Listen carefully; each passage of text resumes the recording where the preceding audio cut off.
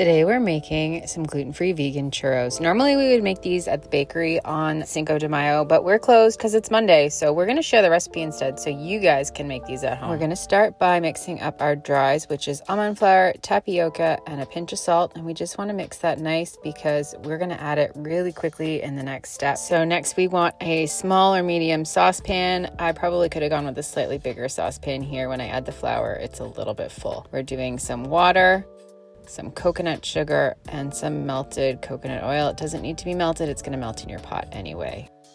Then just turn it onto a medium heat and we're going to give it a quick stir, and we're just going to bring this up to a simmer. As soon as it hits simmer, you're going to see the bubbles coming up around the edges of your pan, and that's when you're going to turn off your heat.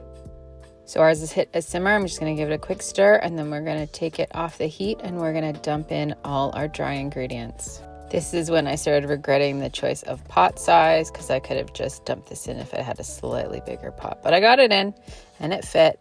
We're just going to give it a quick stir. And this is going to end up the consistency of choux dough if you've ever made cream puffs or eclairs. So just keep folding and stirring.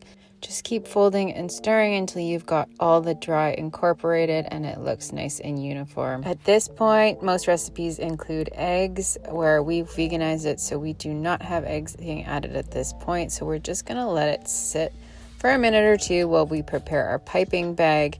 We want this to still be warm. As it cools, it gets thicker, but you don't want it so hot it's gonna hurt to hold it. So I'm using a piping bag with a large open star tip. If you don't have one, go ahead and just use a Ziploc bag and cut off the corner. You don't need to have the ridges in it. It does give it that characteristic churro look, and it does help with even cooking, but you definitely don't need it. Then push your dough down to the piping tip and push out all the air bubbles, and now we have our dough ready to go. So first up, we're going to make baked churros. So it uses the exact same dough. We're going to grab a parchment lined baking tray and we're just going to pipe our little churros. I find it's quite handy to just trim the dough with scissors as you go. You can also use a knife, or you can just push your piping tip down to the tray. And I've used up about half of the batter, and I've now popped them in the oven at 400 degrees for 10 minutes. You want to go 10 to 12 minutes till they're nice and golden brown. And we're going to prep our cinnamon sugar, which was just a 1/4 cup of coconut sugar and a teaspoon of cinnamon. And then when they're hot out of the oven, you want to pop them in the cinnamon sugar. You can do it in a bowl. I really like to do it in a Ziploc bag because then you can shake it and get them nice and coated. I probably could have thrown a couple in at a time, but I did them one at a time. You'll see in the next one that I do 3 and 2 at a time, and that totally works too.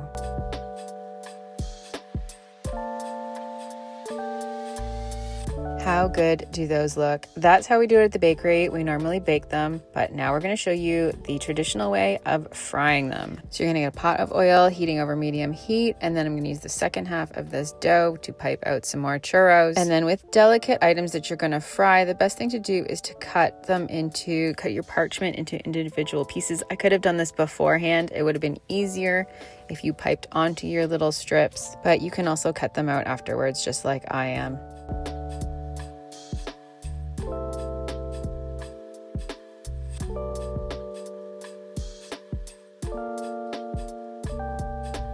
Once your oil is around 350, 375, and you've got your little churros cut onto paper strips, then we're just going to plop them in one at a time. If your churros are sticking to your parchment, feel free to drop the whole thing into the oil, and you can fish the paper back out in a couple of seconds once it detaches.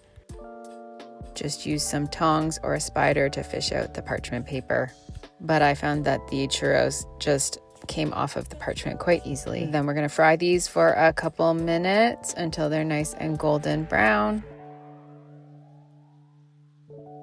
And then we're going to fish them out with a spider, or you can use tongs to pull them out individually, or you can use a slotted spoon, whatever you have handy. Just be very careful because the oil is really hot. Then I let them sit in the spider for a couple of seconds just to get any extra oil to drip off before we dump them into our cinnamon sugar mixture and give them a shake to get them nice and coated.